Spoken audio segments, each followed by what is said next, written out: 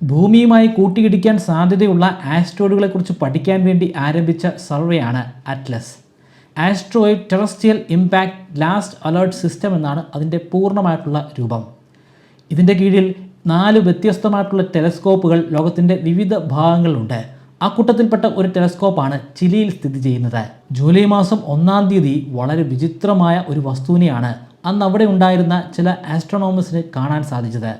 ആദ്യ നോട്ടത്തിൽ അതിൽ പുതുമയൊന്നും ഉണ്ടായിരുന്നില്ല. എന്നാൽ പെട്ടെന്നാണ് അവിടെയുള്ള ഒരു പ്രകാശം, ഒരു ചെറിയ നക്ഷത്രം, അത് ചലിക്കാൻ ആരംഭിച്ചത്. അതോടുകൂടി വ്യക്തമായി ഇതൊരു നക്ഷത്രമല്ല, നമ്മുടെ സൗരയൂഥത്തിൻ്റെ ഉള്ളിലൂടെ തന്നെ സഞ്ചരിക്കുന്ന ഒരു വസ്തുവാണ്. പക്ഷേ ഇത്രയും വേഗതയിൽ ഒരിക്കലും ഒരു വസ്തുവിനും ആ പ്രദേശത്തു കൂടി സഞ്ചരിക്കാൻ സാധിക്കുന്നതല്ല. അതായത് ഇത് സൗരയൂഥത്തിൻ്റെ ഭാഗമായിട്ടുള്ള ഒരു ഒബ്ജക്റ്റ് അല്ല, സൗരയൂഥത്തിന് വെളിയിൽ നിന്ന് വന്നിട്ടുള്ള മറ്റേതോ ഒരു നക്ഷത്രത്തിൻ്റെ ഭാഗമായിരുന്ന അല്ലെങ്കിൽ അവിടെ നിന്ന് പുറപ്പെട്ടു വന്നിട്ടുള്ള ഒരു വസ്തുവാണ്. രാത്രിയിൽ ആകാശത്തേക്ക് നോക്കുമ്പോൾ കാണാൻ സാധിക്കുന്ന സജിറ്റേറിയസ് നക്ഷത്രരാശി, ആ നക്ഷത്രരാശിയുടെ ഭാഗത്തായിട്ടാണ് ഈ വിചിത്രമായ ഒബ്ജക്റ്റിനെ അന്ന് ആസ്ട്രോണോമേഴ്സിന് കാണാൻ സാധിച്ചത്. അതിൻ്റെ വേഗതയും അതിൻ്റെ വലിപ്പവും അതിൻ്റെ പാത്തുമൊക്കെ മനസ്സിലാക്കിയപ്പോൾ ഒരു കാര്യം വ്യക്തമാണ്: ഇത് ഒരിക്കലും നമ്മുടെ സൂര്യനെ വലം വയ്ക്കാൻ പോകുന്നില്ല. സൂര്യൻ്റെ ഗ്രാവിറ്റിക്ക് ഒന്നും തന്നെ ചെയ്യാൻ സാധിക്കുന്നതല്ല.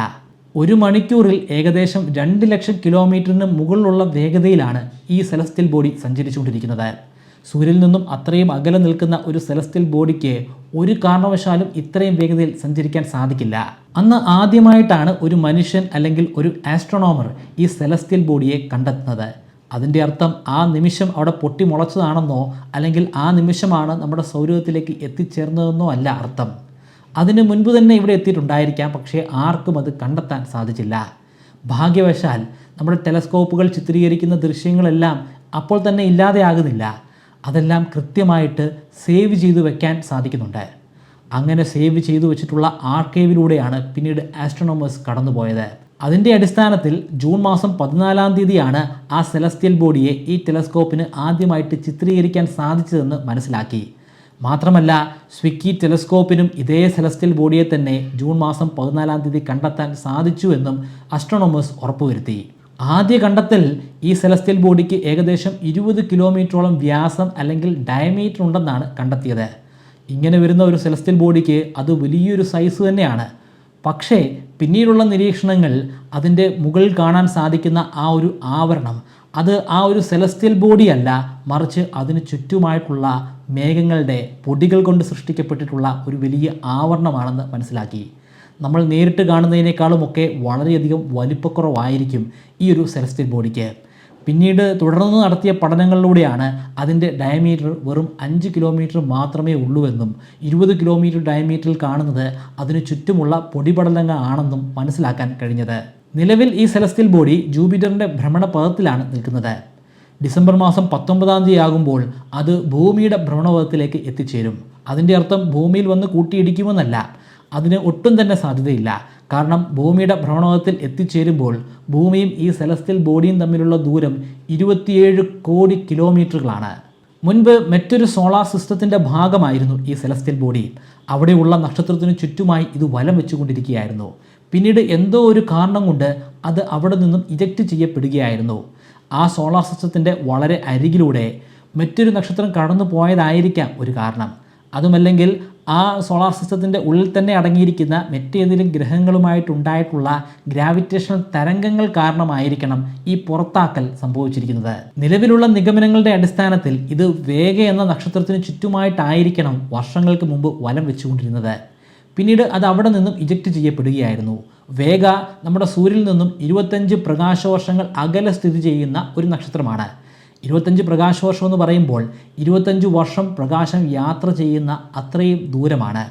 അതായത് 9.46 ട്രില്യൺ കിലോമീറ്ററാണ്. 3i അറ്റ്ലസ് എന്ന് പേരിട്ടിരിക്കുന്ന ഈ സെലസ്റ്റിയൽ ബോഡി ഒരു കാരണവശാലും നമ്മുടെ സൂര്യന് ചുറ്റും വലം വയ്ക്കില്ല. അതിൻ്റെ കാരണം ഇതിന് ഇപ്പോഴുള്ള വേഗതയാണ്. ഇപ്പോൾ ഇത് നിൽക്കുന്ന പ്രദേശത്തെ വേഗത വെച്ച് നോക്കുമ്പോൾ സൗരയൂഥത്തിൻ്റെ എസ്കേപ്പ് വെലോസിറ്റിയേക്കാൾ വളരെയധികം കൂടുതലാണ്. അതുകൊണ്ട് തന്നെ വളരെ വേഗതയിൽ ഇത് സൗരയൂഥത്തിനെ പിന്നിട്ട് വെളിയിലേക്ക് പോകുന്നതാണ്. ഇതിൻ്റെ അടുത്ത ലക്ഷ്യം ഏത് സോളാർ സിസ്റ്റമാണെന്നൊന്നും നമുക്കറിയില്ല. അതുമായി ബന്ധപ്പെട്ടിട്ടുള്ള പഠനങ്ങളും നടക്കുന്നുണ്ട്. സൂര്യന് ചുറ്റും വലം വയ്ക്കുന്ന എല്ലാ സെലസ്റ്റിയൽ ബോഡികൾക്കും ഒരു എലിപ്റ്റിക്കൽ പാത്താണുള്ളത്. അതായത് ഒരു ദീർഘവൃത്താകൃതിയിലൂടെയാണ് അത് കടന്നു പോകുന്നത്. പക്ഷേ 3i അറ്റ്ലസ് ദീർഘവൃത്താകൃതിയിലൂടെ അല്ല നമ്മുടെ സൗരയൂഥത്തിലൂടെ കടന്നു പോകുന്നത്, മറിച്ച് ഹൈപ്പർബോളിക് പാത്തിലൂടെയാണ്. ഇവിടെ കാണുന്ന ഈ ഒരു ദൃശ്യത്തിലൂടെ നിങ്ങൾക്ക് ആ പാത്തിനെ കുറിച്ചുള്ള കാര്യങ്ങൾ മനസ്സിലാകും. ഏതാണ്ട് ഒരു സ്ട്രെയിറ്റ് ലൈൻ പോലെയൊക്കെയാണ് പോകുന്നതെങ്കിലും ഇതിനെ നമുക്ക് സ്ട്രെയിറ്റ് ലൈൻ എന്ന് പറയാൻ സാധിക്കില്ല. ഇതിൽ അല്പം ഒരു ചരിവുണ്ട്. അതുകൊണ്ട് തന്നെ ഇതൊരു ഹൈപ്പർബോളിക് പാത്തിലാണ് കടന്നു പോകുന്നത്. ആദ്യ നിരീക്ഷണങ്ങളിൽ ഇതൊരു ആസ്ട്രോയിഡ് ആയിരിക്കുമെന്നാണ് ഗവേഷകർ ചിന്തിച്ചിരുന്നത്. എന്നാൽ പിന്നീടാണ് മനസ്സിലായത് ഇത് ആസ്ട്രോയിഡ് അല്ല, മറിച്ച് ഒരു കോമറ്റ് ആണെന്ന്, അല്ലെങ്കിൽ ഒരു വാൽ നക്ഷത്രം, അതുമല്ലെങ്കിൽ ഒരു ധൂമകേതുവാണെന്ന്. അതുകൊണ്ട് തന്നെ ഇതിന് മറ്റൊരു പേര് കൂടി നമ്മൾ ഇട്ടിട്ടുണ്ട്.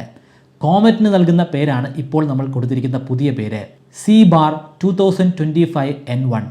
സി സൂചിപ്പിക്കുന്നത് കോമറ്റിനെയാണ്, 2025 സൂചിപ്പിക്കുന്നത് ഇത് കണ്ടെത്തിയിരിക്കുന്ന വർഷത്തെയാണ്. ജൂൺ മാസത്തിൽ നമ്മൾ ആദ്യം കണ്ടെത്തിയ കോമറ്റ് ആയതുകൊണ്ടാണ് N1 എന്നുകൂടി അതിൻ്റെ പേരിനോടൊപ്പം ചേർത്തിരിക്കുന്നത്.